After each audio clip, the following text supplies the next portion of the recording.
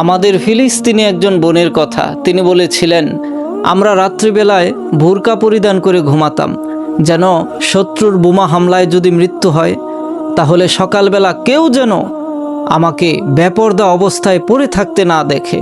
সুবহানাল্লাহ, আল্লাহু আকবার। হে আল্লাহ, আপনি আমাদের নারীদেরকে ফিলিস্তিনি এই বোনের মতো কবুল করেন।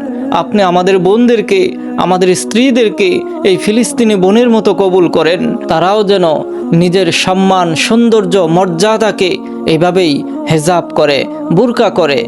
আজকের এই ফিলিস্তিনি বোনের কথাটা আপনি আপনার মাকে শোনাবেন, আপনি আপনার বোনকে শোনাবেন, আপনার স্ত্রীকে শোনাবেন, যাতে করে তারাও ফিলিস্তিনি এই বোনের কথা থেকে অনুপ্রেরণা নিতে পারে।